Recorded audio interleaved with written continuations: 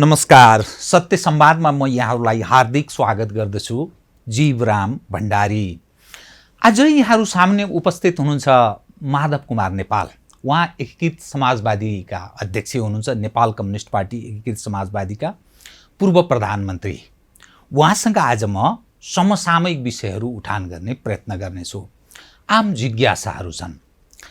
त नेकपा एकीकृत समाजवादीका अध्यक्ष तथा पूर्व प्रधानमन्त्री नेपालको पछिल्लो राजनीतिक अवस्था, समसामयिक घटनाक्रमलाई कसरी हेर्नुहुन्छ, कसरी बुझ्नुहुन्छ, समग्र विषय म सत्यको निकट पुग्ने गरी विषयलाई उठान गर्ने प्रयत्न गर्नेछु। सर्वप्रथम म उहाँलाई स्वागत गर्छु। स्वागत छ यहाँलाई। हस्, धन्यवाद।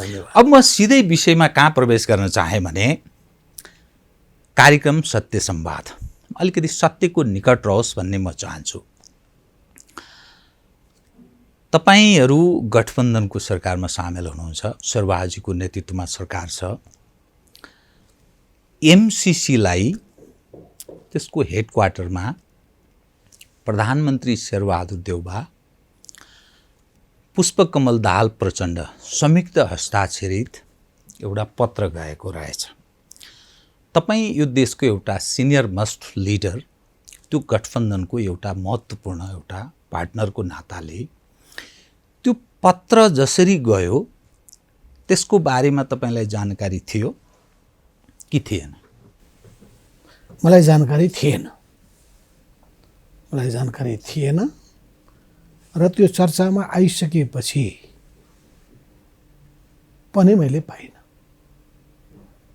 पछि अनलाइन खबर कि कसले छाप्यो भनेर सुने मैले। बिहान सुने, दिनभरि पढ्न पाइनँ, बिजी भएँ, म धेरै व्यस्त भएँ। त्यसपछि कसले चाहिँ प्रिन्ट आउट गरेर लिएर आउनुभयो, त्यसपछि बल्ल पढ्ने मौका पाएँ। अब यो कस्तो गठबन्धन, कस्तो तपाईँ त्यत्रो एउटा महत्त्वपूर्ण पार्टनरको रूपमा तपाईँको पार्टी नेपाल कम्युनिस्ट पार्टी एकीकृत समाजवादी छ, 5 दलीय गठबन्धन छ, त पार्टनरहरू के गरिरहेका छन् पत्तो नहुने भनेपछि यो गठबन्धन सहकारी सहयात्रा आगामी दिनमा लामो समय चल्न सक्छ कि यसले अविश्वासको अवस्था सिर्जना भयो? कुन रूपमा बुझ्ने? अब त्यो त्यति राम्रो त होइन, किन मेरो नजर परेको भए या मलाई संलग्न गराएको भए म पत्र त पढ्ने थिएँ, पढेर करेक्सन गर्ने थिएँ। म यो पत्र नपढेर करेक्सन गर्ने पक्षमा त रहन्न। अब मैले सोध्न पनि पाएको छैन त्यो पत्रमा दुईटै प्रधानमन्त्रीले अध्ययन गरेर पढेर हस्ताक्षर गर्नुभयो कि मस्यौदा भएको कागजमा आँखा चिम्लेर सही गरिदिनु भयो। जिम्मेवारी त हुन्छ नै, किन पढ्नु भएन? तपाईँको त बानी ठिक रहेनछ भने पढ्न सक्ला। तर त मैले सोध्न पाएको छैन। तर त्यसलाई, त्यो पत्रलाई लेख्दाखेरि त्यो बेलाको सिङ्गो मनस्थिति जुन बोल्दै आइएको थियो त्यो त्यहाँ अभिव्यक्त छैन। त्यहाँ के राख्नु पर्दथ्यो भन्दाखेरि कि एमसीसीका बारेमा कतिपय कुराहरू उठेका छन्, ती सबै कुराहरूको बारेमा पनि हामी प्रष्ट हुन चाहन्छौँ। प्रष्ट भइसकेपछि बल्ल नेपाली जनतालाई हामी आश्वस्त गर्न सक्छौँ भन्ने राख्नु पर्दथ्यो। त्यो चुकेको देखिन्छ। त्यो समग्रमा पत्र हेरेपछि तपाईँले भन्नुभयो चुकेको देखिन्छ। त्यो कस्तो महसुस गर्नुभयो? तपाईँलाई कस्तो लाग्यो त्यो पत्र हेरेपछि? अब यस बारेमा दुईटाले सही गरिसकेपछि पब्लिकली मैले बोल्न राम्रो हुँदैन। उपयुक्त ठान्नु भएन, किन पार्टनर गठबन्धनमा गडबड हुन्छ भन्ने महसुस तपाईँलाई त्यस्तो लाग्यो? गडबड नभए पनि अब आफ्नो आफ्नो कामको निम्ति आफू जिम्मेवार हुनुपर्छ। म पनि संलग्न छु भने म पनि जिम्मेवार हुन्छु। त्यसरी अब अलग अलग डिल गर्ने कुरा तरिकाको हिसाबले ठिक होइन। कतिपय मान्छे भइदियो भने त्यसलाई एकदम इस्युको रूपमा लिन्छन्। मेरो स्वभाव भएको हुनाले अलिकता मैले त्यसलाई भनौँ न त्यति वास्ता नगर्ने भएको हुनाले त्यसलाई त्यति इस्यु मुद्दा बनाउन चाहनु भएन तपाईँको स्वभावका कारण। त्यसपछि अब सम्भवतः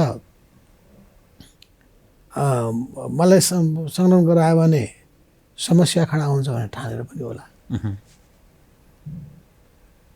अब मानिलिउँ मैले नपढेर हुन्छ भनिदिएको भए म पनि फस्ने थिएँ कि किन पढ्नु पर्यो, भइगयो नि, कतिपयको बानी मलाई थाहा छ। विश्वास गर्नुहुन्न, गम्भीर अध्ययन गरिँदैन, विश्वास गर्नुहुन्न तपाईँ, त्यति पनि विश्वास छैन भनेपछि त कस्तो गाह्रो। विश्वास गरिँदैन पनि भन्न गाह्रो, विश्वास गर्छु भन्न पनि गाह्रो, किन चुकेपछि त चुक्यो। म यहाँसँग यस विषयमा अलि गम्भीर ढङ्गले विषय उठान गर्ने प्रयत्न गर्छु। अब यो गठबन्धनको भविष्य के रहन्छ? प्रधानमन्त्री शेरबहादुर देउवाजी एमसिसीलाई जसरी पनि अनुमोदन गर्नुपर्छ भन्ने पक्षमा देखिनु भएको पहिलेदेखि र त्यसको निरन्तरता उहाँ दिइरहनु भएको छ। प्रचण्डजीको गतिविधि हेर्दा द्वैध चरित्र यस सवालमा देखा पर्छ। मैले उहाँलाई अपमान गर्न खोजेको होइन, तपाईँ पहिलेदेखि नै अलि स्पष्ट हुनुहुन्छ। अरू पार्टनरहरूका सवालों पर जस्तो बाबुराम भट्टराईजी एमसिसीको एडभोकेसी गरिरहनु भएको छ, मोहन विक्रम सिंह एमसिसीका सवालमा तपाईँको निकट हुनुहुन्छ। अब यो गठबन्धन र एमसिसी यो कसरी अघि बढ्छ? कुनै पनि चिजलाई एनालिटिकल विश्लेषणात्मक आधारमा हेर्न चाहन्छु। आँखा चिम्लेर समर्थन पनि होइन, आँखा चिम्लेर विरोध पनि होइन। ठिकलाई ठिक भन्ने र बेठिकलाई बेठिक भन्ने तरिका म अवलम्बन गर्छु। त्यसलाई अलि स्पष्ट गरिदिनुहोस् कृपया। जस्तो मानिलिउँ अब यी उठिरहेका विषय तपाईँकै सामु मैले राखिसकेका छु, 6वटा 7वटा इस्यु राखिसकेका छु विषयहरू मैले बारम्बार भन्ने गरेको छु। इस्यु बेस्ड, विषय केन्द्रित कुरा भयो भने आग्रह पालिँदैन, त्यत्तिकै गरियो भने आग्रह पालेको ठहरिन्छ। हामी केही कुरामा त क्लियर छौँ कि नेपाल कुनै पनि राष्ट्रको ब्लकसँग संलग्न हुन चाहँदैन। असंलग्न परराष्ट्र नीतिमा हामी दृढताका साथ उभिन चाहन्छौँ। हामी सबैसँग मित्रता चाहन्छौँ, शत्रुता कसैसँग पनि चाहँदैनौँ। हामी friendship with all, enmity with none भन्ने मान्यतामा चल्न चाहन्छौँ। नेपालको राष्ट्रिय हितमा र सार्वभौम सत्तामा असर पर्ने कुनै कुरामा पनि हामी जोडिन चाहँदैनौँ र हामीलाई कसैले पनि ड्र्याग नगर्नुहोस् भन्ने हाम्रो आग्रह रहन्छ। एमसिसी चाहिँ कस्तो हो? अब एमसिसीको बारेमा पनि मैले उहाँहरूकै मान्छेलाई भनेको छु कि तपाईँहरूकै मान्छेले नै कतिपय कुराहरू वातावरण बिगारिदिए। जस्तो यो आइपिएसको अङ्ग हो भन्ने टाइपको कुराहरू राखिदिए र छापिएको किताबमा आइपिएसमा नेपाल एउटा पार्टनर हो भन्ने छापिएको देखियो, जहाँ केपी ओली प्रधानमन्त्री हुँदाखेरिको उहाँको परराष्ट्र मन्त्रीको फोटो छ र नाम पनि छ। यो सबै स्थितिले गर्दाखेरि मैले एउटा मात्रै मौका दिन खोजेको हुँ, रेजिम चेन्ज या भनौँ शासकको परिवर्तनले केही परिवर्तन ल्याएको हो त नेपालप्रतिको धारणामा भनेर मैले अलिकता शङ्काको लाभ दिन चाहेको हुँ। शङ्काको लाभ दिन चाहेको। पहिलेको राष्ट्रपतिको एउटा जोड, ट्रम्पको जो बाइडेनको फरक, जो बाइडेनको अलि फरक हो किन नेपाललाई ड्र्याग गर्नु नै उचित हुँदैन र ड्र्यागमा पर्नु नै गलत हुन्छ। हामी यो ठुला शक्ति राष्ट्रको इन्ट्रेस्टलाई राम्ररी बुझ्न सक्नुपर्छ। म त यो साना राष्ट्रको हितको पक्षपोषक मान्छे। हेर्नुहोस्, मेरो सिधै मान्यता के हो भने नेपालको आफ्नै विशेषता छ, चाहे त्यो नेपाल असंलग्न राष्ट्रहरूको सदस्यको समूहको सदस्य होस्, त्यसका हितहरूका कुरा पक्षपोषण गर्ने कुरा होस्, या यो भूपरिवेशित राष्ट्रको हैसियतले नेपालको आफ्नै विशिष्ट स्थान होस्, या अल्पविकसित राष्ट्रको कोटीमा नेपाल पर्दाखेरिको जो स्थिति होस्, यो तेस्रो। चौथो, नेपाल हाई माउन्टेनस कन्ट्री पर्दछ। चाहिँ माउन्टेनस कन्ट्रीहरूका प्रब्लमहरू जो पर्यावरणसँग जोडिएको छ त्यसका समस्याहरू, यो चौथो। पाँचौँ, नेपाल पिस किपिङ मिसनमा संलग्न भएको राष्ट्रको हैसियतले नेपालले हासिल गरेको एउटा बेग्लै किसिमको स्थान र प्रतिष्ठाको कुरा होस्। यी पाँचवटै प्लेटफर्मलाई नेपालले राम्ररी प्रयोग गर्न सक्दछ। अब रह्यो सवाल हाम्रो देशको बाटोको निर्धारण हामीले गर्ने हो। हामीले परराष्ट्र नीति अवलम्बन गर्दाखेरि न हाम्रो हितलाई नै केन्द्रबिन्दुमा राखेर चल्ने हो। यो अरूसँगको चाहिँ नि यो उसमा हितको हामी साधक बन्न चाहँदैनौँ, कसैको हामी विरोधी पनि बन्न चाहँदैनौँ। त यथास्थितिमा एमसीसी ग्रहण गर्ने कि नगर्ने, एमसीसी अनुदान जसलाई भनिएको छ लिने अवस्थामा छ कि छैन सरकार? गठबन्धन के छ? अब कुरा के छ भन्दाखेरि हाम्रै भित्रको कुरा गर्नुहुन्छ भने हाम्रो पार्टीभित्र मैले अहिले पनि किन मैले फेरि अलग अध्ययन गराएको थिएँ, केही कैफियतहरू निकाल्नु भयो हेर्नुहोस्। अनि त्यसपछि फेरि मैले पहिले पनि हाम्रो झलनाथ खनाल कमरेडको कमिटीको एउटा पक्ष छ। कमिटीमा अलि केही मतान्तर रहेको स्थिति पनि भयो। त्यसपछि पनि फेरि चाहिँ अध्ययन गर्नका लागि फेरि पनि जिम्मा मैले दिएको छु। किन यस्ता जटिल कुराहरूमा प्रथम विचार गर्नुपर्ने हुन्छ। सजिलो प्रश्नको सजिलो जवाब हुन्छ, जटिल प्रश्नको जटिल जवाब हुन्छ। सवाल जटिल छ भने हतारमा बोल्ने र फुर्सदमा पछुताउने गल्ती कहिले पनि गर्नु हुँदैन। र म यो देख्ने गर्दछु हतारमा बोल्ने र फुर्सदमा पछुताउने। त्यसैलाई मैले भन्ने गर्दछु हाम्रो बोल्ने वा प्रतिक्रिया दिने वा धारणा बनाउने। सुशील कोइरालाजी भन्नुहुन्थ्यो चिब्रोको बारेमा भन्नुहुन्थ्यो, बोलीको बारेमा। हामी यसलाई अर्को भाषामा भन्छौँ कि हतारमा बोल्यो फुर्सदमा पछुतायो। अर्कोमा भनिन्छ जीवा ऐसी बाबरी कह गए बात बवाल आपुन तो भित्र घुसी मार खाए कपाल भनेर भने जस्तो म यस्ता कुरा होस गर्न चाहन्छु, सतर्क हुन चाहन्छु। र मेरो यत्रो लामो पोलिटिकल क्यारियरमा मैले सतर्कताका साथ चल्नु पर्दछ भने मैले सिकेको छु। किन मान्छेले तपाईँलाई ड्र्याग गर्न चाहन्छ, तपाईँ ड्र्याग हुने होइन। तपाईँले अरूलाई ड्र्याग गर्न सक्नु पर्दछ, लतारिने मान्छेले केही पनि गर्न सक्दैन। त एमसीसी मार्फत तपाईँहरू बीच विभाजन ल्याउने कसैले कोसिस गरेको या तपाईँहरूको छविमाथि प्रहार गर्ने अर्थात् त्यो छविलाई धमिलो बनाउने प्रयत्न पनि भइरह त्यस्तो ठान्नु भएको छ? अब यहाँ केही नेताहरूको धारणा के छ भने नेपालको हितमाथि कुठाराघात गर्दैन भन्ने मान्यता छ। हाम्रो प्रधानमन्त्रीजीको त्यही मान्यता छ। तपाईँको पढेर मान्यता बनाउनु भएको छ कि? उहाँले त अरूले पढ्दैनन्, मैले मात्रै पढेको छु, एमसीसीका बारेमा नपढिकन किन विरोध गरिरहेछन् भनिरहनु भएको छ। कोही कस्ता छन् भन्दाखेरि यो छुनै हुँदैन, बर्बाद हुन्छ भने पनि हुन्छ। म केमा छु भन्दाखेरि अमेरिकनले दिएको जवाब र उनले भनिरहेका कुराहरू र लिखितमको बिचमा कहीँ अन्तर्द्वन्द्व छ कि छैन? किन लिखितममा यदि चुकेको छ भने त्यसलाई मिलाउने उपाय के त? बुझ्नुभयो? यदि क्ल्यारिफिकेसन पर्याप्त छ भने ठिक छ, क्ल्यारिफिकेसन। किनभने हामीलाई उभिने आधार त हुन्छ। करेक्सन भएपछि करेक्सन ठिक छ। मलाई जवाफ दिएकोमा यो विशुद्ध आर्थिक सहयोगको सम्झौता हो। तर यो कुरा किन मान्छेहरू पत्याउन तयार छैनन् त? खोज्नु त पर्यो। अब यसको निराकरण के?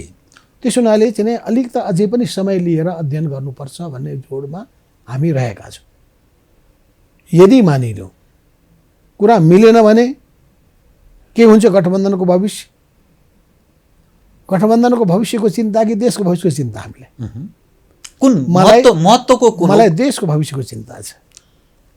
त्यसो हुनाले हामी यस्तो काम नगरौँ कि कसैको सामु शिर निहुराउनु परोस्, हामीले भोलि बोल्न सक्ने अवस्था नबनोस्।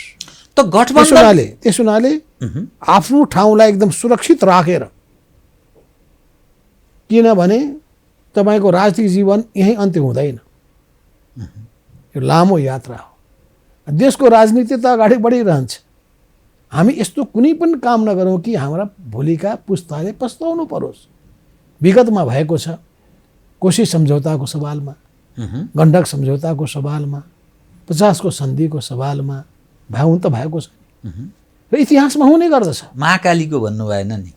महाकालीको म पक्षमा हुँ अहिले पनि, म कुनै पस्ताउनु पर्ने पक्षमा छैन। त्यसो प्लिट कति गर्नु छ म गर्न तयार छु, किन मैले त अध्ययन गरेको छु, म त संलग्न छु, र मलाई त्यतिखेर मदन भण्डारीले मलाई सिपी मैनाली र प्रेमसिंह धामीलाई जिम्मा दिएर दिल्ली पठाएको हो। र त्यतिखेर ऋषि राज लुङशाली, उर्वादत्त पन्त लगायतका साथीहरू प्रेमसिंह धामीहरूसँग बसेर मैले डिटेलमा कुराकानी गरेको। मानिस के भन्छन् भने कोशीको सवालमा हामी ठग्यौँ, गण्डकको सवालमा ठग्यौँ, 1950 को सन्धिको सवालमा पनि हामी ठग्यौँ।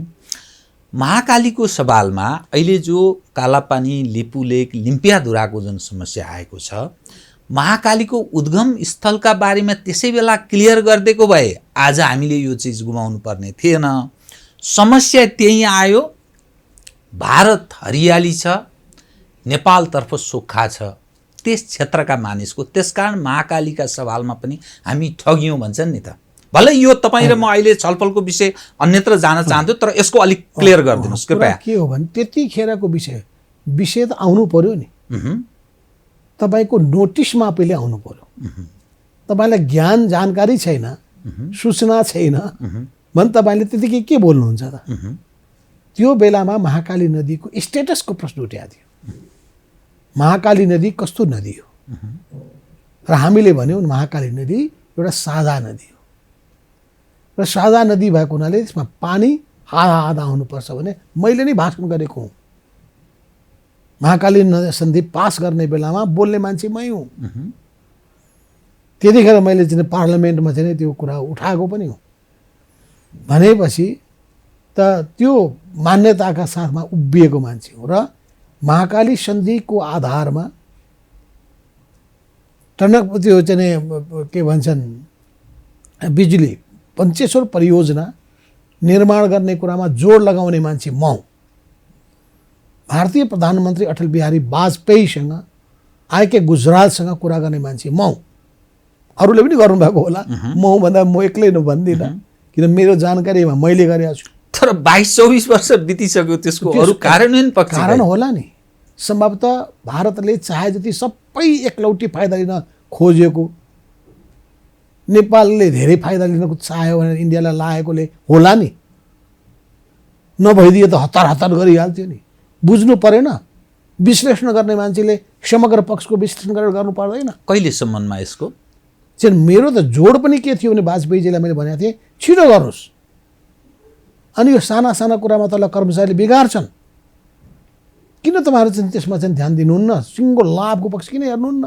र वाजपेयीजी पोजिटिभ हुनुहुन्थ्यो र उहाँले के भन्नुभएको थियो भने मैले भनेको थिएँ कि त्यहाँको लगानीको निम्ति हामी 50% लगाउँछौँ। उहाँले भन्नुभयो तपाईँहरूलाई ऋण खोज्न गाह्रो छ भने हामी सुरुमा लगाउन तयार छौँ, तपाईँ बिजुलीबाट त्यो पैसा तिर्दै जानुहोला। त्यसको निम्ति उहाँ पोजिटिभली मसँग रेस्पोन्स गर्नुभएको थियो, तर म सरकार सत्तामा थिइनँ। त्यसपछि अर्कोको हातमा गयो, त्यसपछि यो चिज अलग भयो होइन? त्यसो भएको हुनाले चाहिँ कुरो के हो भन्दाखेरि म कुनै पनि कुरामा बायस्ड भएर चल्न चाहन्न।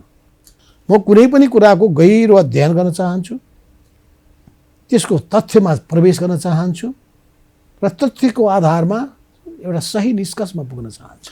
त्यो चाहिँ कसैले महाकाली सन्धि, यदि महाकाली सन्धि राष्ट्रिय घाती भइदिएको भए, भारतको हितमा भइदिएको भए हतार हतार लागू हुने थिएन। त्यो बेलामा महाकाली नदीको मूलको प्रश्न उठ्ने कुरामा मूललाई मान्नुपर्छ भन्ने कुरा त उठेकै हो, तर मूल कहाँ हो भन्ने कुरा त्यो ठुलो त्यो बेलामा चाहिँ थिएन, खोज्दै जाने। किनभने त्यो एरियाको जस्तो सिमानाको दुई ठाउँको विवाद मागे थियो, एउटा सुस्ताम, दोस्रो भनेको महाकाली। अनि सुस्ताको कहाँ इलाका भने जस्तै महाकालीको कहाँ इलाका त खोजी गर्नै बाँकी थियो नि। त्यसो भएको हुनाले त्यसको निम्ति मानेको भए पो हामीले चाहिँ चुकेको हुन्थ्यो, मानेर त थिएनौँ हामीले। तपाईँ यतिखेर एउटा निर्णायक हैसियतमा पनि हुनुहुन्छ, देशको पटक पटक प्रधानमन्त्री भइसकेका व्यक्ति भएको नाताले झन्डै 372 वर्ग किलोमिटर कालापानी, लिपुलेक, लिम्पियाधुरा क्षेत्र नेपालको भूभाग अतिक्रमणको शिकार भएको छ। हाम्रोमा नक्सा छ, उनीहरू भारतीयहरू त्यसको प्रयोग गरिरहेका छन्। भारतीय प्रधानमन्त्री नरेन्द्र मोदीले त्यस क्षेत्रमा सडक निर्माणको कुरा उद्घोष गर्नुभयो। जयसिंह धामीको त्यस्तो गरेर उहाँको ज्यान गयो, एउटा नेपाली नागरिकको। सरकार यस सवालमा पछिल्लो सरकार मूकदर्शक भयो, संसदले त्यत्रो अनुमोदन गर्यो, तर किन मौन भन्ने प्रश्न आम मानिसको छ। के भन्नुहुन्छ? पहिल्यै सरकारको पालामा केपी ओली प्रधानमन्त्री हुँदा लिपु लेक लगायतको एरिया राखेर नक्सा कुटुङ्गो लाग्यो। शिक्षा मन्त्रालयबाट किताब छापियो। त्यो किताब जानकारी किन नदिएको केपी ओलीले? केपी ओलीले जसले राष्ट्रवादको निकै ठुलो डङ्का बजाउने गर्नुहुन्छ, उहाँले शिक्षा मन्त्रालयलाई किन रोक लगाउनु भयो? कारण सोधौँ त। उहाँको नक्कली राष्ट्रवादको उहाँको पोल खुलेको छ। राष्ट्रवादको पोल खुलेको छ र त्यो नक्कली राष्ट्रवाद हो भन्ने कुरा पुष्टि र प्रमाणित भएको छ। जहाँसम्म नेपाल र भारतको बिचमा विवादित ठाउँ छ, विवादित ठाउँको बारेमा दुईटैको बिचमा सल्लाह बिना कुनै पनि काम गर्न हुँदैन। यो सामान्य कुरा हो। त्यो यदि सम्बन्ध हामी सहज बनाउन चाहन्छौँ भने, सम्बन्धमा जटिलता थप्न चाहँदैनौँ भने, यो ठुलो राष्ट्र होस् कि सानो राष्ट्र होस्, ठुलो छिमेकी होस् कि सानो छिमेकी होस्, तपाईँको घरको छेउको जग्गा होस् या देशको जग्गा होस्, त्यस मामिलामा विवादित ठाउँको बारेमा केही न केही बिचको बाटो निकाल्नु पर्ने हुन्छ। यसले असमझदारी बढाउँदैन होला कि त्यो चीनको चाहिँ मानसरोवरसम्म जानलाई बाटो बनाउन खोजेको भन्ने हो। बाटो बनाउँदा नेपालको संहिता, नेपालको भूमि नेपालले दावा गर्दैछ। भारतले पनि यो दावालाई खण्डन गर्न सकेको छैन। त नेपाल सरकार किन मौन छ? सवाल यो हो। नेपाल सरकारले बोलेको छ, नबोलेको होइन, वक्तव्य दिएको छ, नदिएको होइन। यसबारेमा भारतले पनि नबुझ्ने होइन, बुझेको पनि छ। भारतभित्र पनि एक किसिमको अन्तर्राष्ट्रवादको भावना पनि छ होला। तर यहाँ त यस्तै स्टेट्सम्यानसिप भएको नेताको आवश्यकता छ। मैले त्यतिखेर अटल बिहारी वाजपेयीजीलाई भनेको थिएँ, हेर्नुहोस्, तपाईँ यत्रो विशाल भारत, यो थोरै थोरै जग्गाको निम्ति नेपाल जस्तो देशको सामुन्नेमा किन यो यसलाई पेन्डिङ राख्नुहुन्छ? यो जग्गाको कति नै जान्छ? कति हो जग्गा? त्यो कति 100 बिघा हो? कति हेक्टर जग्गा हो भनेर मैले सिधै प्रश्न सोधेको थिएँ। त के जवाब दिनु उहाँले? उहाँले भन्नुभएको थियो, हो बसेर छलफल गरौँ, यसलाई हल गरौँ भने। सुस्ताको समेत। किनभने मैले के पाएको छु भने यो ब्युरोक्रेटहरू बढ्ता रिजिड हुँदो रहेछ, बदमासी उनीहरू बढी गरिरहेका र छन्। पोलिटिसियनहरू अलिक बढ्ता फराकिलो हिँड्दैका हुँदो रहेछ। मेरो आफ्नै एक्सपिरियन्सबाट मैले पाएको निष्कर्ष हो। तर नेपाली ब्युरोक्रेसी भनेको यति कमजोर छ, आडा नै लिन सक्दो रहेछ। त पोलिटिसियनहरूले त्यस्तो स्थिति बनाइदिए भन्छन् नि त। सब क्षेत्रमा राजनीतिकरणको शिकार भएको छ। होइन, त्यो त ब्युरोक्रेसी त त्यहाँ त्यो उसले त त्यहाँ कसैले पठाएको, सचिव बन्नलाई कसैले पठाएको त त्यहीँबाट आएका होला नि, क्याडेटबाट आएका होला नि। किन आँट गर्दैन? मैले भन्ने गरेको छु, म आफ्नो पालामा पनि मैले भन्ने गरेको छु, र म आफै पनि पढ्ने गर्दथेँ। किन पढेर जाँदैनन्? किन कुरा उठाउन सक्दैनन्? किन नतमस्तक हुन्छन्? भनिन्छ सम्पूर्ण क्षेत्र राजनीतिकरणको शिकार भयो। राजनीतिक कारणले होइन, स्वार्थकरण हो त्यो। मेरो छोरालाई पढाउँला भनेर, भोलि गएर कन्सल्टेन्सीमा कुनै काम पाउँला भनेर, त प्रलोभनको शिकार भयो। पाइने सुविधा मैले त्यो सीमा मा नाप्न गएकाहरूको बारेमा सुनेको छु। मैले पारिपट्टि एकदम आनन्दले भोज भात खाएर बसेका छन्, अनि उनीहरूले जे भन्यो आँखा चिम्लेर सही गरिदिएका छन्। रक्सीका बोतलहरू चाहिँ खुलिरहेका छन् भने मैले खबरदार होस् गर्नु भन्ने गरेको थिएँ मैले। त कमी कमजोरी हाम्रै रह्यो। हो नि, किनभने उसले त ठुलो राष्ट्रले त हेप्न खोज्छ। मलाई पनि भनेको थियो कि नेपाल र भारत दुइटै भाइ भाइ हौ भने भाइ कि ठुलो भाइ कि सानो भाइ? प्रश्न त मैले गरेँ नि त। भाइ भाइ भनिसकेपछि नेपालभित्र के छ भने भारतले बिग ब्रदर एटिच्युड देखाउन चाहन्छ भनेर, र भाइ भाइ भइसकेपछि 1 सेकेन्डको पनि पहिले जन्मेको छ भने उसले ठुलो ठान्छ आफूलाई। अब यहाँ त जन्मिन्छ एउटा बाबुको आमाको सन्तानमा त त्यो लागु हुन्छ। 1 सेकेन्ड पहिलेको जन्मियो त्यही जेठो भनिदिन्छ भनेपछि जेठोको उसमा अहङ्कार हुन्छ। त्यसो हुनाले हामी दुइटै मित्र हौँ। मित्र भनेको दाजुभाइहरू शत्रु हुन सक्छन्, रगतको प्यासा, तर मित्रको निम्ति मित्रता कहिले पनि टुट्दैन, मित्रतै रहन्छ। मित्रता टुटेर शत्रु भइगयो। त नेपाल र भारत त्यसो हुनाले हामी दुइटैले मित्रताको सम्बन्ध कायम राख्ने हो र एकअर्काका विरुद्धमा जानुपर्ने कुनै आवश्यकता छैन। र हामी सबैसँग मित्रता चाहन्छौँ, कसैसँग शत्रुता चाहँदैन। र हामीलाई कसैले शङ्का नगरे हो हामी एउटा देशका विरुद्धमा अर्को देशलाई प्रयोग गर्नै चाहँदैन। र यो सधैँभरि प्रश्न के उठ्ने गर्छन्, नेपालले खालि यो कार्ड प्ले गर्छ। नो, नेपालले कार्ड प्ले गर्नु हुँदैन। यो नि कसैले भन्छन् चाइना कार्ड, कसैले भन्छन् इन्डियन कार्ड, कसैले भन्छन् युरोपियन कार्ड, कसैले भन्छन् अमेरिकन कार्ड। किन प्रयोग गर्नु पर्यो? पारदर्शी, ट्रान्सप्यारेन्ट। तपाईँ भरमग्दुर एउटा अनुभवी व्यक्ति, मैले बारम्बार मौका पनि पाउँदिनँ, त्यसकारण म यो विषयलाई अलिकति अलग ढङ्गले उठान गर्ने प्रयत्न गर्छु। नेपालको सन्दर्भमा यो देशमा विदेशीहरूको चलखेल बढ्यो, शान्त कूटनीतिमा विश्वास गर्ने चीन पनि सक्रिय ढङ्गले चलखेल गर्न थाल्यो। अमेरिकनहरू, पश्चिमाहरू विगतको तुलनामा झनै सक्रिय हुन थाले। दक्षिणको त झन्झन छँदैछ। त्यसकारण यो रणभूमि बन्ने दिशातर्फ उन्मुख छ। यो बडा खतरनाक अवस्थामा नेपाल प्रवेश गर्दैछ र त्यसको मूलत जिम्मेवार यो पछिल्लो राजनीतिक परिवर्तन र यसको नेतृत्व पङ्क्ति हो। मानिसहरू यस ढङ्गले पेश हुन थालेका छन्। के भन्नुहुन्छ बताइदिनुहोस्। हेर्नुहोस्, हाम्रा पुर्खाहरूले निर्वाह गरेका भूमिकाका कतिपय पक्षहरू राम्रा छन्। विगत इतिहास त्यो राम्रोबाट हामीले सिक्न सक्नुपर्छ। कतिपय कमजोर छ, त्यसबाट जोगिन सक्नु पर्दछ। भनेपछि त्यत्रो अप्ठ्यारो बेलामा पनि राजा वीरेन्द्रले एक प्रकारले शान्ति क्षेत्रको प्रस्ताव भने ल्याएर, त्योभन्दा पहिले राजा महेन्द्रले असंलग्न परराष्ट्र नीतिको अवलम्बन गर्दाखेरि बागडुङ सम्झौतामा सामेल भएर नेपालको अस्तित्वलाई, स्वतन्त्र पहिचानलाई र यो दुईटै देशको बीचको चाहिँ आपसी कटुताको बीचमा नेपालको अलग स्वतन्त्र भूमिकालाई जोगाउन सकेका त हुन् नि। सम्झनु हो तपाईँले राजा महेन्द्र र वीरेन्द्र? सकिन्छ, किन नसक्नु? राजै थिए त अनि त्यसले नसक्नुहुन्छ। तर शान्ति क्षेत्रको प्रस्ताव त तपाईँहरू 46 को परिवर्तनपछि त्यसै हटाइदिनु पर्यो। त्यो शान्ति क्षेत्र नै औचित्य छैन भन्नु। त्यो बेलामा राजाले आफ्नो शासन जोगाउनका लागि त्यो उद्देश्यले ल्याएका हुन् भन्ने हाम्रो मान्यता थियो। अहिले के सोच्नुहुन्छ? अब त्यस बारेमा त अहिले त्यो प्रेरितलाई रिभाइभ गर्नुपर्ने कुरा हामीले सोचेका पनि छैनौँ। तथापि तर पनि हामी के गौरव गर्छौँ भन्दाखेरि बुद्ध जन्मेको यो देश, विश्वमा शान्तिको सन्देश, भ्रातृत्वको सन्देश प्रदान गर्ने दिने यो देश, सगरमाथाको यो देश, विश्वको सबभन्दा अग्लो उचाइबाट विश्वभरिमा शान्तिको सन्देश दिने देशले अरू देशहरूको बिचमा लडाइँ होस्, झगडा हो चाहन्छ? हामी चाहँदैनौँ। नेपालको एउटा आफ्नो विशेषता के छ भने यहाँ जातीय धार्मिक द्वन्द्वहरू छैन। यो सृजना हुन दिनु पनि चाहँदैनौँ हामी। यो सृजना हुने स्थिति पनि बन्न दिनु हुँदैन र त्यसलाई प्रेरित गर्ने काम पनि गर्न दिनु हुँदैन। अरूलाई पनि भन्नुपर्छ कि यस्तोमा नेपाललाई ड्र्याग नगर्नुहोस्,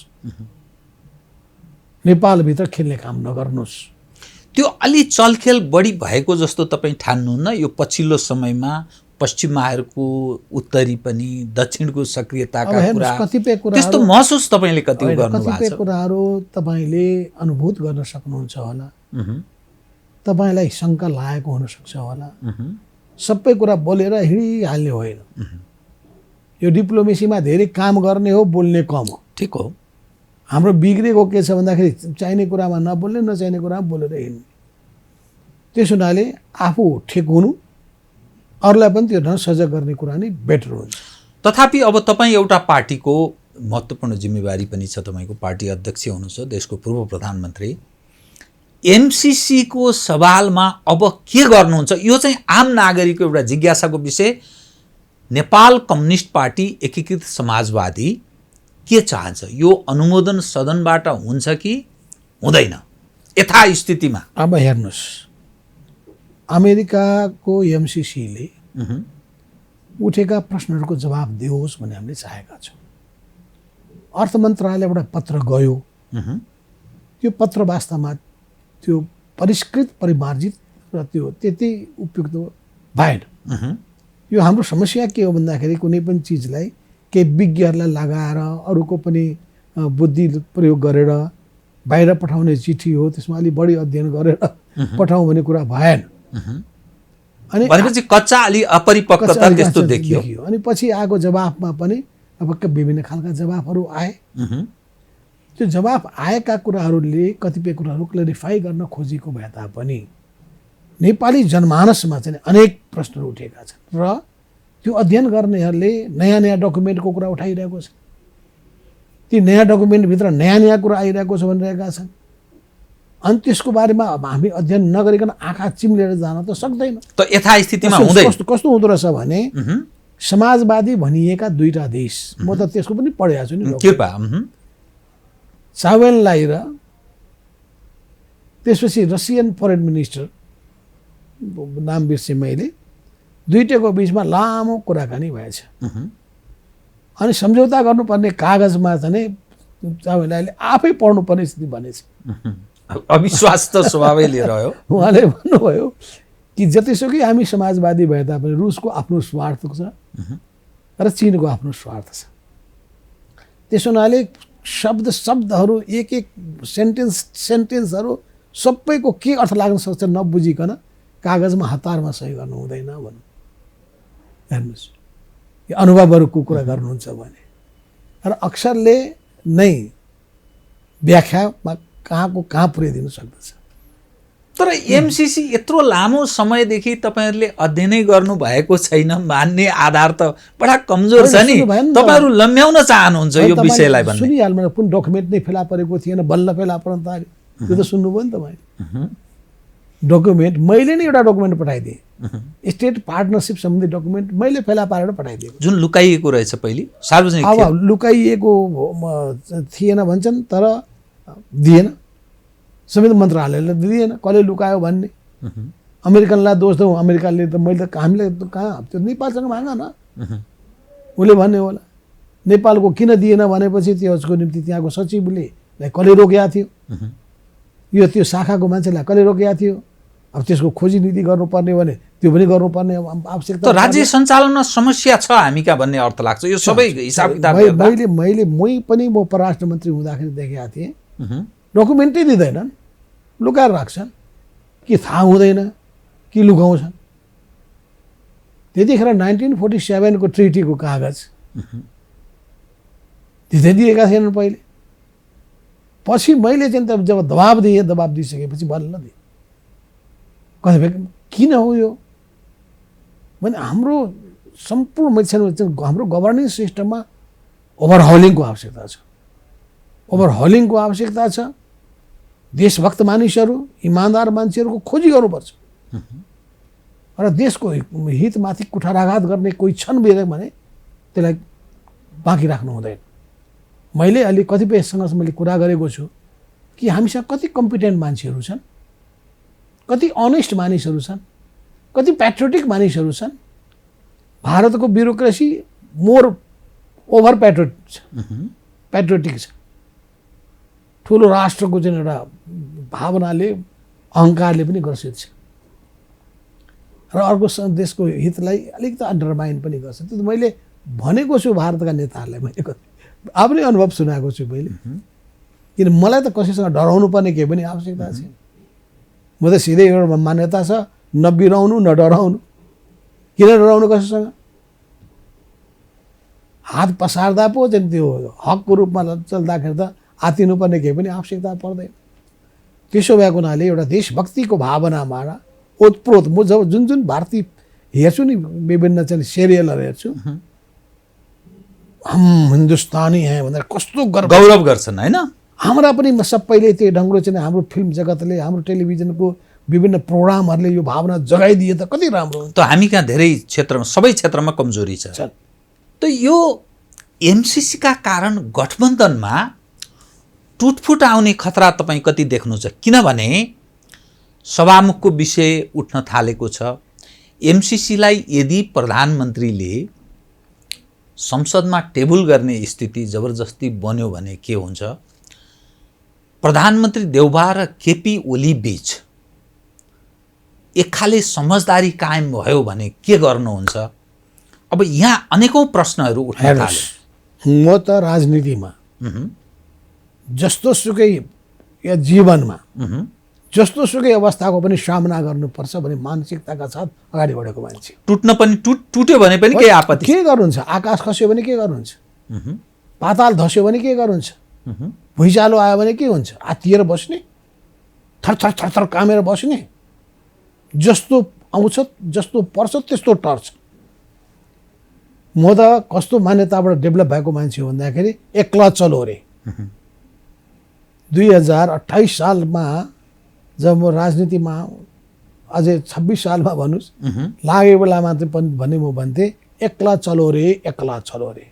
अहिले त एक्ला पनि छैन, अहिले त लाखौँ लाख मान्छे साथमा छन्। त्यो एक्ला चलोको मानसिकताबाट र परिवेशबाट अगाडि बढेको मान्छे आत्तिन्छ। तपाईँ हेर्नुहोस्, धेरै त्यो सम्पन्न परिवारबाट जन्मेको सन्तानलाई बाल पीडा थाहा हुँदैन, सानो बाल्यपनको पीडा थाहा हुँदैन। अनेकौँ पीडा र अनेक किसिमको त्यो गरिबी, अभाव र बिजोगको जीवनबाट गुज्रेका परिवारका सन्तानहरू बढ्ता दृढ हुन्छ। केपी ओलीजी भन्दै हुनुहुन्छ माधव कुमार नेपालजीलाई हामी आगामी चुनावमा देखाइदिन्छौँ, त्यसपछि उहाँले थाहा पाउनुहुनेछ आफ्नो हैसियत। त्यो त राष्ट्रिय सभाको चुनावमा नै उहाँको चाहिँ त्यो टाँ टाँ फिस भइहाल्यो। उहाँले चाहिँ देख्नुभयो टाँ टाँ फिस। उहाँले अस्ति चाहिँ जानुभएछ बालुवाटारमा र भन्नुभएछ अरे म त यहाँ आउँदाखेरि भित्र माधव नेपाल छ कि भनेर ढोकाबाट चियाएर हेरेँ रे। माधव नेपाललाई नदेखेपछि बल्ल भित्र छिरेँ, नभए त म त्यही ठाउँबाट चाहिँ फर्केर गाडी चढेर फेरि बालकोटमा जान्थेँ भनेछन् रे भनेर सुनेँ मैले। ती मान्छेले बिर्से नेपाली कङ्ग्रेसको महाधिवेशनमा खुला मञ्चमा माधव नेपाल आनन्दले मजाले बसिरहेको बेलामा अनि ती सामुन्ने एउटा गएको केपी ओली होइन, फुत्त त्यहाँबाट त परिबाट हेरेर फर्के हुँदैन थियो। अनि बालुवाटारको चाहिँ प्रधानमन्त्रीको निवासमा बसेका छैन कि भनेर यसो चियाएर हेरे रे। कस्तो खालको पूर्वाग्रही नेता हुन लागेको मान्छे होइन। कुनै संवाद तपाईँहरू बीच छैन? ती मान्छेमा संस्कार नै छैन, डेमोक्रेटिक कल्चर नै छैन। त्यस्तो घमण्डी अहङ्कारी व्यक्ति देशको नेता हुनु नै दुर्भाग्य, पार्टीको नेता हुनु नै दुर्भाग्य हो। त्यो बालुवाटारको बैठकमा तपाईँ जस्तो एउटा शीर्ष नेता ओलीजीका कारण शेरबहादुरजीले तपाईँलाई बोलाउनु भएन, प्रचण्डजीलाई बोलाउनु भयो। तपाईँलाई अलिकति महसुस भएन ए मलाई ओलीका कारण अपमान गर्ने शेरबहादुरले? त्यस्तो महसुस तपाईँलाई भएन? मैले नै भने यदि म उपस्थित नभएर यदि तपाईँहरू हल गर्न सक्नुहुन्छ गर्नुहोस्। म त त्यस्तो खालको मान्छे पो हो त, मस्त मौलाना। मेरो एउटा अर्को पनि स्वभाव छ, म त बडो आफ्नै खालको नेचर भएको मान्छे हो। म जस्तो सुकै परिस्थितिको पनि सामना गर्न सक्ने आँट भएको मान्छे हो। यतिकै यो जीवन बितेको होइन कि। त्यसो मैले भने ठिक छ, केपी ओलीलाई तपाईँ फकाउन सक्नुहुन्छ, मिलाउन मिलाउनुहोस् न, हेरौँ न। म पनि त क्यालकुलेसन त गर्छु होला नि। सरकार चलाउने सवालमै पनि के शेरबहादुरजीलाई भने तपाईँले? त्यो त कसले रोक्न सक्छ र? मसँग कुरा गरेर अर्कोले अर्को ढङ्गले चल्यो भनेर तपाईँ रोक्न सक्नुहुन्छ, सेक्न सक्नुहुन्छ? त्यो सम्भावना कति देख्नुहुन्छ तपाईँ? एमसीसीका कारण शेरबहादुरजी र ओलीजी बीचको सहकार्य हुने सम्भावना, गठबन्धन बन्ने? शेरबहादुरजीले हामीसँग जस्तो कुरा गर्नुभएको छ, नेपाली कङ्ग्रेसका नेताले जस्तो कुरा गर्नुभएको छ, त्यसमा अविश्वास गर्नुपर्ने मैले अवस्था देखेको छैन अहिलेसम्म। हजुर, अब अहिलेसम्म त भन्ने हो नि। तर के भनेपछि मैले अविश्वास गर्नुपर्ने केही देखेको छैन। गठबन्धन दह्रो छ, गठबन्धन अगाडि बढ्छ, चुनाव र त्यसभन्दा पछि पनि अगाडि बढ्छ। गठबन्धनको कल्चरलाई अघि बढाउनुपर्छ भन्ने हाम्रो मान्यता छ। र किनभने यो हाम्रो गठबन्धन वाम र लोकतान्त्रिक गठबन्धन हो, अर्को भाषामा प्रगतिशील गठबन्धन हो। यसको ठिक विपरीत अर्को भनेको दक्षिणपन्थी गठबन्धन हो र प्रतिगामी गठबन्धन। त ओलीजीले गर्ने चाहिँ दक्षिणपन्थी प्रतिगामी गठबन्धन हुनेछ। यस अर्थमा यो प्रगतिशील गठबन्धन भएको हुनाले यो प्रगतिशील गठबन्धनलाई कायम राख्दै अगाडि बढ्नुपर्छ भन्ने हाम्रो मान्यता छ। अगाडि बढ्ने भने कहाँसम्म? सङ्कटको बेलामा, अप्ठ्यारो बेलामा गठन भएको यो। त कहाँसम्म अगाडि बढ्ने भनेको कहाँसम्म? जोखिम लिएर, हामीले जोखिम लिएर सारा राजनीतिक जीवनलाई दाउमा राखेर अगाडि बढेको हो, चुनौती दिएको हो। कसैको हिम्मत थिएन यो पार्टी बनाउन सक्छ भने कसैले लागेको पनि थिएन, कसैले चिताएका पनि थिएन होला, कतिपयको निन्द्रा हराम भएको होला। कतिपय भनेको ओलीजीको गरेर देखाइन्छ। हिजो पनि गरिएकै थियो, बेलामा गरिएको थियो। असम्भव ठानेका चिजलाई सम्भव तुल्याउने काम गर्दै आइएको छ। असम्भव ठानेका कुरालाई, गणतन्त्र ल्याउने कुरालाई, माओवादलाई शान्ति प्रक्रियामा ल्याउने कुरालाई, अनमिनलाई देशबाट विदा गर्ने कुरालाई, यो भनौँ यस्ता अनेक श्रृङ्खलाहरू छन्। यत्तिकै आत्मविश्वास पलाएको होइन। तपाईहरूको यो गठबन्धन चाहिँ आगामी स्थानीय तहको चुनावमा पनि तालमेलमा जाने, प्रदेशमा पनि, संसदीय निर्वाचनमा पनि कि के कुन हदसम्म, कहिलेसम्म? अहिलेसम्म हामी यो सिङ्गै प्रोसेसमा नै मिलेर जानुपर्छ भन्ने मान्यतामा छ। चुनावमा तालमेल हुन्छ गठबन्धन। अहिलेसम्मको हाम्रो सोच त्यही हो। त नेपालको राजनीतिमा दुई विचार, नेपाली काङ्ग्रेसभित्र विचारमा भिन्नता देखिन्छ। त्यो भिन्नता देखा पर्नु म अस्वाभाविक ठान्दिनँ। पार्टीभित्रको इन्टरनल इक्वेसनले पनि, व्यवहारले पनि त्यस्तो स्थिति बनाएको होला। अनि केपी ओलीका दाउपेचले पनि सिर्जना गरिएका होलान्। केपी त विध्वंसको एउटा प्रतीक नहुन्, ऊ कहीँ पनि निर्माण देख्न चाहँदैनन्। उनी भत्केको, बिग्रिएको र विध्वंस भएको मात्रै मन पराउँछ। त्यसो हुनाले चाहिँ अब त्यो सबै दाउपेच खेल्न त सिपालु। पहिले पनि प्रचण्डलाई चाहिँ एकदम 10वटा किसिमको आश्वासन दिएर अनि धोका दिएको होइन। प्रचण्ड कमरेड त्यहाँको भुक्तभोगी होइन, हामी पनि भुक्तभोगी होइन, वामदेव कौडेल पनि भुक्तभोगी होइन, अरू नेता पनि भुक्तभोगी होइन, हामी त भुक्तभोगी भइसकेका छौँ। वामदेवजी पनि तपाईँसँग सामेल सहयात्रा गर्न सकिरहनु भएको छैन नि? अब त्यसमा हाम्रो पनि यतर्फबाट प्रयास कम भएको हो कि भने पनि होला। म ओलीजीकै प्रसङ्ग एक शब्दमा, एक विषयमा उठान गर्छु। माधव कुमार नेपालजीलाई एक्लै मसँग भिड्ने हिम्मत छैन, त्यसकारण काङ्ग्रेसको फेर समातिरहनु भएको छ। काङ्ग्रेससँग मिलेर लड्ने, त्यो कसका विरुद्ध लड्ने हो माधव कुमार नेपालजी? ओलीजी त्यसो भनिरहनु भएको छ नि। एउटा सोध्नुहोस् त, 2074 सालमा चुनावको सामना गर्ने हिम्मत नभएर काङ्ग्रेससँग चाहिँ गठबन्धन गरेर हिँडेको माओवादीलाई अनि हार गुहार गरेर प्रतिनिधि सभा र प्रदेश सभामा चुनावको तालमेल गरौँ भनेर किन हिँडेको होला? आफ्नो निर्वाचन क्षेत्रमा जित्न सक्दिनँ भनेर डराएर राप्रपाको उम्मेदवारलाई चाहिँ पुरै साथ दिएर उसको भोटबाट जित्ने काम गर्दाखेरि किन साँठगाँठ गरेको होला? 74 सालमै हिजो गर्न हुने, केपी ओलीले गर्न हुने अनि माधव नेपालले गर्न हुने भन्ने कुरा कहीँ छ र? आवश्यकताको सिद्धान्तले तय गर्छ। त भोलिका दिनमा पनि व्यापक राजनीतिक ध्रुवीकरण यही ढङ्गले हुनेछ। अब घटनाक्रम र परिस्थिति यही ढङ्गले अगाडि बढ्यो भने यही हुन्छ। घटनाक्रममा नाटकीय परिवर्तन भयो भने नाटकीय परिवर्तनको आधारमा कुनै त्यस्तो नाटकीय परिवर्तन हुन सक्ने सम्भावना, किन यो ट्रेन्ड हो, यो राइटिस्ट ट्रेन्ड हो, त्यो आत्मसमर्पणवादी ट्रेन्ड हो, त्यो प्रतिगामी ट्रेन्ड हो, त्यो हामीले अँगालेको भनेको प्रगतिशील ट्रेन्ड हो, यो वाम र लोकतान्त्रिक ट्रेन्ड हो। मानिस भन्छन् देशमा कि काङ्ग्रेस छ कि कम्युनिस्ट छन्। तपाईहरू कम्युनिस्ट हो, अर्थात् वामपन्थ तागत हो। त्यो काङ्ग्रेससँग मिलेर अनि जनतालाई चाहिँ के भनेर भोट माग्ने र नेपाली जनले तपाईहरुलाई त हामीले झन्नै 2/3 बहुमत निकटको अवस्था दिएका थियौं, मिलेर पनि गरी खान सक्नु भएन।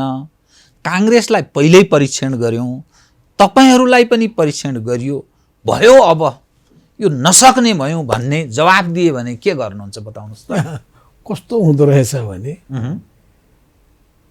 हिटलरलाई भोट दियौं, अब कसैलाई पनि भोट दिँदैनौँ फासिस्ट भएको हुनाले भन्न पाइन्छ। हिटलर पो बिग्रियो, अर्थात् ओलीजी सबै बिग्रियो भने ठानेर हुन्छ? हो, ओलीको नेतृत्वमा रहेको पार्टीले बिगार्यो। त्यस हुनाले ओलीको नेतृत्वको पार्टीलाई दिँदैनौँ भन्न सुहाउँछ। त्यसको चुनौती, त्यसको विरुद्धमा चुनौती दिँदै तपाईँहरू अगाडि बढ्नु भएको छ, तपाईँहरूलाई हामी हेर्न चाहन्छौँ, तपाईँहरूलाई फेरि परीक्षा लिनेछौँ भन्नु कुरा जायज हुन्छ। र त्यो परीक्षामा हामी उत्तीर्ण हुन सक्छौँ भन्ने विश्वासका साथ अगाडि बढ्न चाहन्छौँ। त्यस हुनाले केपी ओलीलाई चाहिँ गर्दाखेरि चाहिँ हामीले कसैलाई पनि पत्याउँदैनौँ भन्ने हो भने त यो दुनियाँ धरतीमा कसैले नपत्याएर बसे भइगयो नि।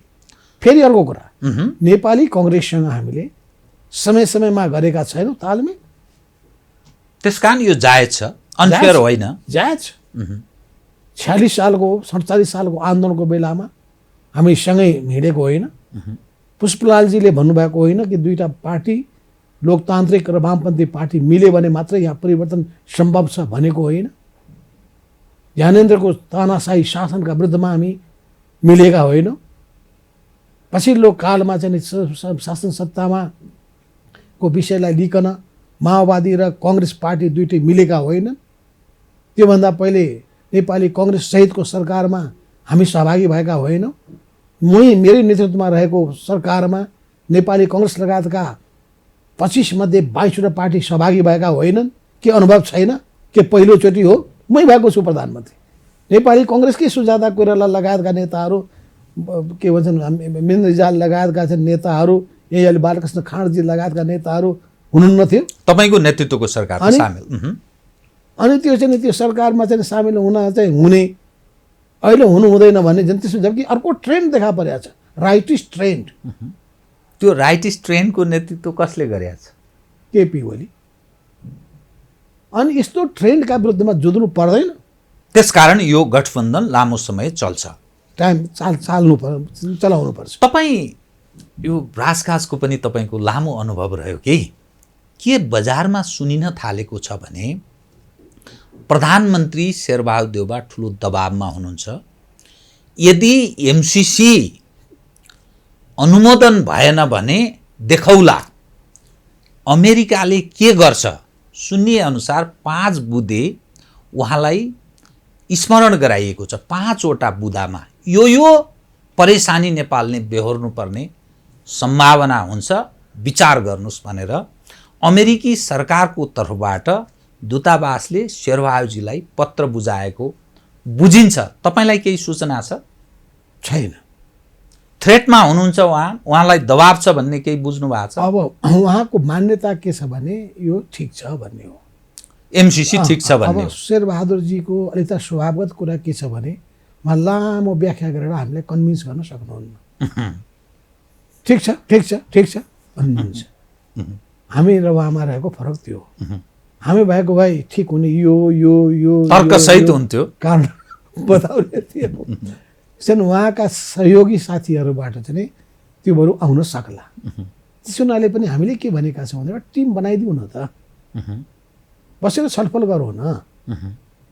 र अमेरिकाले के भने अमेरिकाको आफ्नै किसिमको स्थिति होला, म धेरै भन्न तर 28 फेब्रुअरीसम्म उसले म्याद तोकिसक्यो, डेडलाइन तोक्यो। अब नेपालको जटिलतालाई त बुझ्नु पर्यो नि। राजनीतिक जटिलता कति गाह्रो हुन्छ भन्ने कुरा त अमेरिकाले बुझ्नु पर्दैन। राजनीतिको बारेमा हामीले सिकाउनु पर्छ अमेरिकालाई।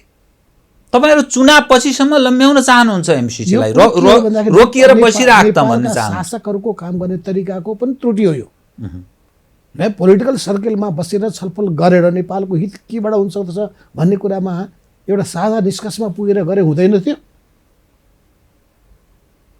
परराष्ट्र नीतिको मामिलामा एक ठाउँमा बस्न सक्दैनन् साझा धारणा बनाउनको लागि। सुरक्षा नीतिको बारेमा एक ठाउँमा बस्न सक्दैनन् राष्ट्रिय सुरक्षा नीतिको बारेमा साझा धारणा बनाउनलाई। यो त हाम्रो विडम्बना हो। हेर्नुहोस्, तपाईँ सहित 14 जनाका कारण सभामुख अप्ठ्यारोमा पर्नुभयो।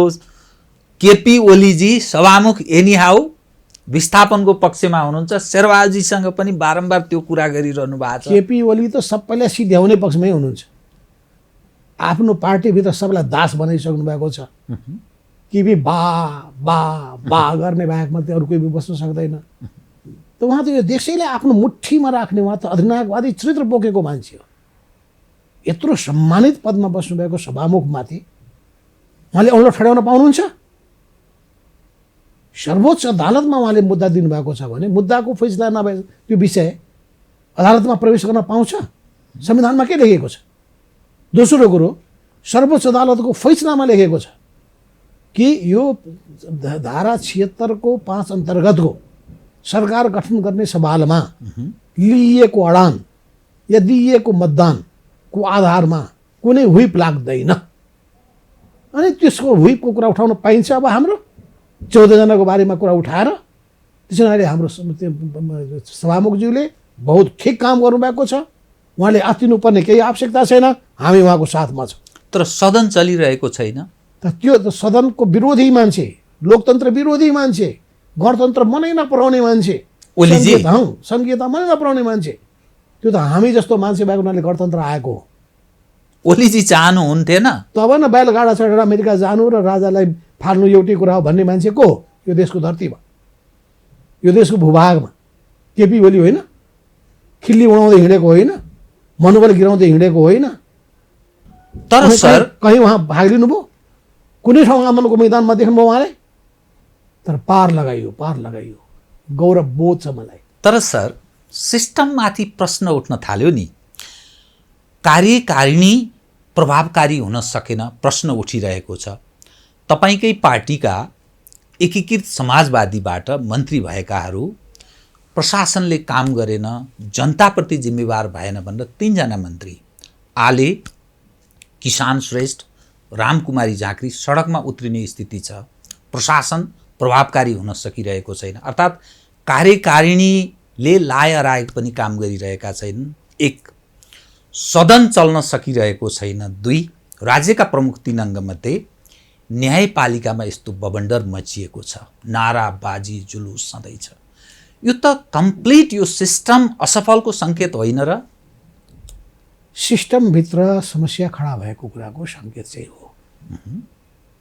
र यसको मूल सृजनाकार अहिले प्रमुख, यसमा म देख्ने मूल भूमिका भनेको केपी ओलीबाट भएको छ। सिस्टमलाई सङ्कटमा पुर्याउने काममा केपी ओली नै मूल रूपमा जिम्मेवार हुनुहुन्छ। तर तदर्थमा रहन सक्दैन। दोस्रो, सिङ्गो ब्युरोक्रेसीको सन्दर्भमा गम्भीर चिन्तन मनन गरेर कसरी ओभरहलिङ गर्ने, कसरी जिम्मेवार बनाउने, यो कानुन बनाउँदाखेरि, त्यसपछि नियमावली बनाउँदाखेरि, कार्यादेश दिँदाखेरि यो अनेक कुरामा देखिएको छ। स्वार्थपरक दृष्टिकोण छ त्यहाँ। समग्र कुराहरू सोचेर गर्दै गरिँदैन। यसको अर्थ वाम एलायन्सको चाहिँ अब सम्भावना एकदम क्षितिजको विषय भयो। त्यसरी वाम एलायन्स त सधैँ छ नि। होइन, ओलीजी सहित सामेल नभए नक्कली वाम, त्यो नक्कली वाम, त्यो वामै होइन। अरू बीच चाहिँ हुन्छ। ओली बाहेक अरूसँग रङ खोइलिसक्यो। अब कम्युनिस्ट पार्टीको नाम फेर्न बेर छैन कहिले। त्यो कम्युनिस्ट पार्टी होइन, यो एमाले होइन, बामाले नाम फेर्दै हुन्छ। अब त्यो नेकपाको नाम पनि कहिले परिवर्तन हुन बेर छैन। त्यसो हुनाले त्यो बामाले मैले भनिसकेँ, त्यही राखिदिए हुन्छ। अब म यहाँसँग कार्यक्रमको ठिक अन्त्यमा आएँ। जुन एज अ होल राष्ट्रिय राजनीतिक अवस्था, अन्तर्राष्ट्रिय घटनाक्रमलाई तपाईँले 1, 2, 3, 4 गरेर आम दर्शकलाई पेश गर्ने प्रयत्न गर्नुभयो, विश्लेषण गर्ने प्रयत्न गर्नुभयो। अब यसको निकास के हो बताइदिनुहोस् त। जुन मानिस गरिब र धनी बीचको दूरी बढेको छ, कम्युनिस्टहरूलाई नेपाली जनले झन्नै कम्युनिस्ट हौँ भन्नेलाई 65% प्लस मत जाहेर गरेको दृश्य पनि देखियो। तर नतिजाले के देखायो भने बेरोजगार समस्या त्यत्तिकै बढोत्तरीमा छ, मानिस दुःख एकपछि अर्को परेशान छन्। यो सारा सङ्कट देखा पर्छ कि त यसले कसरी यो राज्य सञ्चालन सहज होला, चल्ला र भन्ने प्रश्न मानिस गर्न थाले। तपाईहरू यो जुन जिम्मेवारीमा हुनुहुन्छ, निर्णायक हैसियतमा पनि हुनुहुन्छ, त के सोच्नु भएको छ? हेर्नुहोस्, नेपाली समाजको संरचनामै समस्या छ। यसलाई टोटल परिवर्तन गर्ने कुरा जबसम्म हामी गर्दैनौँ, नेपाललाई हामीले तीव्र आर्थिक विकासको दिशामा लान सक्दैन। नेपाली समाजका विकृतिहरू हेर्नुहोस्, मान मर्यादा छैन, विकृति विसङ्गति र अपराधपूर्ण घटनाले समाज पुरै छोपिएको छ, ढाकिएको छ। अपराधी तत्त्वहरूको हाली मुहाली चलेको छ। ती सबैलाई कसरी नियन्त्रण गर्ने भन्ने कुरामा हाम्रो गम्भीर चिन्तन हुनुपर्ने होइन। तर तपाईँको सरकार छ नि, तपाईँ सामेल रहेको सरकार छ, तपाईँका मन्त्रीजीहरू हुनुहुन्छ। मैले मन्त्रीजीहरूलाई पनि भनिरहेको छु कि एउटा मन्त्रीले मात्रै गरेर पुग्दैन,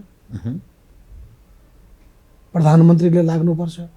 तर एउटा प्रधानमन्त्रीले मात्रै लागेर पनि पुग्दैन, त्यसमा अनुकूलता हुनुपर्दछ। त्यो अनुकूल अवस्था पैदा भएको थियो 74 सालको चुनावपछि केपी ओली प्रधानमन्त्री भएको बेला। यदि केपी ओली इमान्दार मान्छे भइदिएको भए, असल मान्छे भइदिएको भए, कम्युनिस्ट सोच भइदिएको भए, समाजवादी चिन्तन भइदिएको भए, सामूहिकताको भावना भइदिएको भए धेरै कुरा गर्न सकिन्थ्यो। किन त्यो अवसर कमै आउँछ। झन्डै 2/3 अवसर भनेको कमै आउँछ। त्यसो भने अहिलेको अवलम्बन गरेको निर्वाचन प्रणाली अन्तर्गत जहाँ 110वटा सिट भनेको समानुपातिको आधारमा, 175 सिट भनेको प्रत्यक्ष निर्वाचन प्रणालीको आधारमा, अनि एउटा पार्टीको बहुमत ल्याउन पनि गाह्रो पर्ने स्थिति। साँच्चै भन्नुहुन्छ भने त एउटा पार्टीको बहुमत पनि आएको त होइन त, तर परिबन्धले गर्दाखेरि झन्डै 2/3 बहुमतको अवस्थामा पुगिएको थियो। त्यो अवसरलाई कति राम्रो ढङ्गले प्रयोग गर्न सकिँदैन थियो। त्यो प्रयोग गर्ने काम भएन। व्यक्तिवाद हाबी भयो, व्यक्तिमा अहङ्कार हाबी भयो, व्यक्तिमा चाहिँ म नै सर्वशक्तिशाली छु, I am above the state, I am the state भने उही लुइसको अझै पञ्चम होइन 6औँको पालामा त जम्मैलाई सिध्याएर भत्काएर मात्रै चाहिँ आनन्द अनुभूति हुन्छ भाडा, जति ध्वंस मचायो त्यति मेरो मन खुसी हुन्छ भन्ने खालको चिन्तन हाबी हुन पुग्यो। त्यस हुनाले यो चिन्तन नै हाम्रो विकासको बाधक हुन पुग्यो। अब यसका बारेमा हामी सजग हुनुपर्दछ र चिन्तनशील व्यक्तिहरू, इमान्दार व्यक्तिहरूले अब यो देशलाई कसरी, देशको सबै पक्षहरूमा कसरी परिवर्तन ल्याउने, सबै क्षेत्रमा, सामाजिक क्षेत्रमा, आर्थिक क्षेत्रमा। आज मेरो इजरायलको राजदूतसँग कुरा हुँदै थियो। मैले इजरायलको अनुभव मलाई बताउनुहोस् भने, र म चाहन्छु तपाईँहरूको अनुभव सम्बन्धी राम्रो पुस्तक मलाई उपलब्ध गराउनुहोस् भने मैले। र उहाँले एउटा कुरा भन्नुहुन्थ्यो कि इजरायलमा सबभन्दा पहिले इजरायलका एउटा शासकले भन्नुभयो कि मन्त्रीलाई बोलाएर तिमीहरू प्रत्येकले आफ्नो क्षेत्रको यो देशको प्राथमिकता के हुन्छ भन्ने कुरा 1 हप्ताभित्र सोचेर ल्याऊ। पहिलो बैठकमा भन्नुभएछ अरे। भएपछि सबैले अर्को हप्तामा चाहिँ बैठक बस्यो। अनि उसले भन्छ कि कृषि, उसले भन्छ उद्योग, उसले भन्छ यातायात, उसले भन्छ शिक्षा, उसले भन्छ स्वास्थ्य भनेर सबैले आफ्नो आफ्नो कुरालाई प्राथमिक, पिउने पानी कसैले के भन्न थाले। अनि पख तिमीहरूको सबै मैले प्राथमिकता मैले नोट गरिरहेको छु, अब 1 हप्तापछि चाहिँ नि हामी फेरि बसौँ। र यो देशको यो प्राथमिकताबाट उसले बताएछन्। यसको पहिलो नम्बर प्राथमिकता एजुकेसन, शिक्षा। दोस्रो प्राथमिकता शिक्षा, तेस्रो प्राथमिकता पनि शिक्षा, एजुकेसन, एजुकेसन एन्ड एजुकेसन। यो एजुकेसनलाई नै उच्चतम प्राथमिकता नदिएसम्म त्यही पनि गर्न सकिँदैन। उचित शिक्षा। अनि त्यसपछि उहाँले व्याख्या गर्नुभएछ, शिक्षा गर्नका लागि तपाईँले भवन त बनाउनु पर्यो, भौतिक पूर्वाधार त जोडिएको छ। भौतिक पूर्वाधारसँग तपाईँले करिकुलम त जोडिएको छ। करिकुलमसँग तपाईँले चाहिँ अब अहिलेको कुन कामको प्राथमिकता तय गर्न त सक्नु पर्दछ। भनेपछि यदि आजको विषयवस्तुलाई समय ध्यानमा नराखेर 20 वर्ष 25 वर्ष पहिलेको विषयवस्तुलाई राख्नुभयो भने अनि उसले अहिलेको समयको ज्ञान उसले हासिल गर्न सक्छ। त्यसो हुनाले शिक्षालाई उच्चतम प्राथमिकता दिनुहोस्, सिपलाई उच्चतम प्राथमिकता दिनुहोस्। यो प्राथमिकता दिन सकियो भने त्यसको निम्ति शिक्षकलाई नै बढी तलब दिनुहोस्, मर्यादित पेसा बनाउनुहोस् भनेको उहाँले आज मलाई सुनाउँदै हुनुहुन्थ्यो। तपाईँले जो मन्त्रीहरू पठाउनु भएको छ नि एकीकृत समाजवादीबाट, यी मन्त्रीहरूलाई तपाईँले यसरी गाइड गर्नुभएको छ त, यी मन्त्रीहरूको कामबाट तपाईँ सन्तुष्ट हुनुहुन्छ? मन्त्रीलाई मैले पटक पटक भन्ने गरेको छु र मैले काम गर्नुस् राम्रो, पहिलो कुरा। सन्तुष्ट हुनुहुन्छ तपाईँ? दोस्रो, काम गरेर मात्र पुगेन, काम गरेको जनताले थाहा पाउन् र देखुन्, यो पनि गर्नुहोस्। मैले भने हाम्रो चाहिँ स्वास्थ्य मन्त्रीलाई तपाईँले राम्रै गर्दै हुनुहुन्छ, अलिक त तीव्र हुनु पर्यो गति, तर राम्रो गरेको पनि देखिनु पनि पर्यो। मैले यो गरेँ भनेर त देखिनु पनि पर्यो।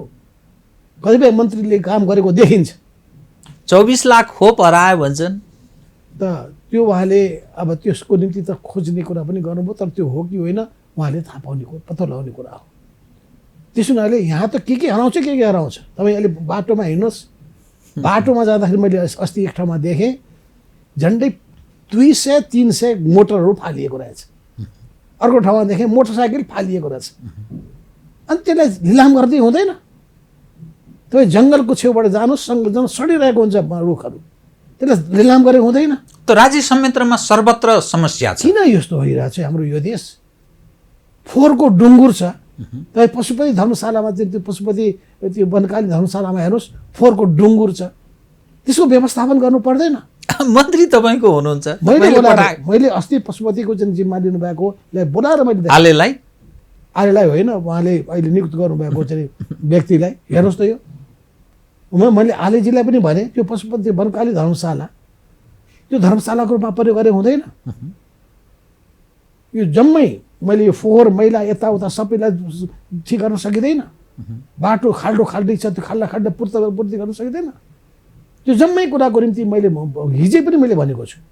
हिजो म पशुपति आर्य घाटमा जाँदाखेरि मैले बोलाएर भने कि पशुपति क्षेत्रका सबै समस्याहरू के हुन्, पशुपतिसँग जग्गा जमिन कति छ र त्यसको उचित उपयोग कसरी गर्न सकिन्छ, समस्याहरू कहाँबाट सृजना भए, समाधान के दिन सकिन्छ, यो टोटल प्याकेज तपाईँ तयार गर्नुहोस्। र मेरो प्रत्येकलाई मेरो यो भनाइ छ। त नतिजा अझै आउन सकेको छैन मन्त्रीहरूबाट? होइन, नतिजा त के त ल्याइरहनु भएको छैन, समस्या खोजिरहनु भएको छ। यी जथाभावी दुरुपयोग गरेको कुरालाई कन्ट्रोल गर्न खोज्नु भएको छ। यो दुनियाँले स्वीकार गरिरहेका छन्।